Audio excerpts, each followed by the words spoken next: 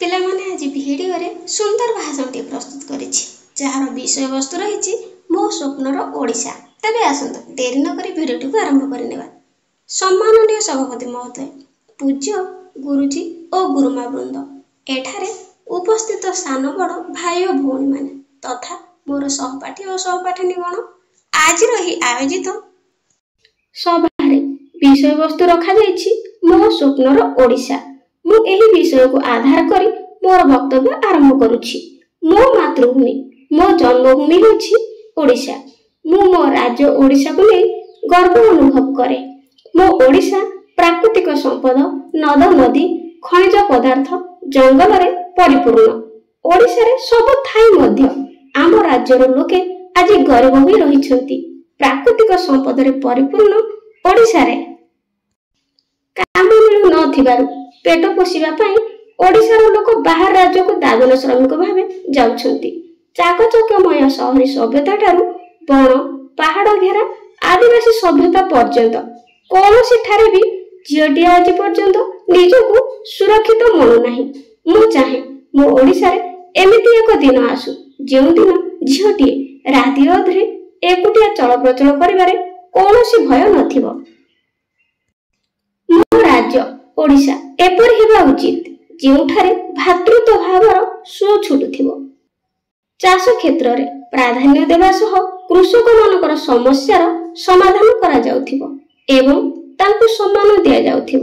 ମୋ ସ୍ୱପ୍ନର ଓଡ଼ିଶା ଏକ ଦୁର୍ନୀତିମୁକ୍ତ ସମାଜରେ ପରିଣତ ହେବା ଉଚିତ, ଯେଉଁଠାରେ ନାରୀମାନଙ୍କୁ ଉଚିତ ସମ୍ମାନ ସହ ଶିକ୍ଷା ଲାଭରୁ ବଞ୍ଚିତ ହେବାକୁ ପଡୁନଥିବ। ନାରୀମାନେ ସ୍ୱାଧୀନ ଥିବେ। ବାଲ୍ୟ ବିବାହ, ଶିଶୁ ଭ୍ରୂଣ ହତ୍ୟା ନଥିବ। ଶିଶୁ ଶ୍ରମିକ ଦୃଷ୍ଟିଗୋଚର ହେଉନଥିବ। ମୋ ସ୍ୱପ୍ନର ଓଡ଼ିଶା ସମୃଦ୍ଧଶାଳୀ ହେବା ସହ ଆମ ରାଜ୍ୟରେ ପ୍ରଚୁର ପରିମାଣର ଧନଧାନ୍ୟରେ ପରିପୂର୍ଣ୍ଣ ହେଉଥିବ। ଆମର ପ୍ରାଚୀନ ସଂସ୍କୃତିକୁ ଉଚିତ ସମ୍ମାନ ମିଳିବ।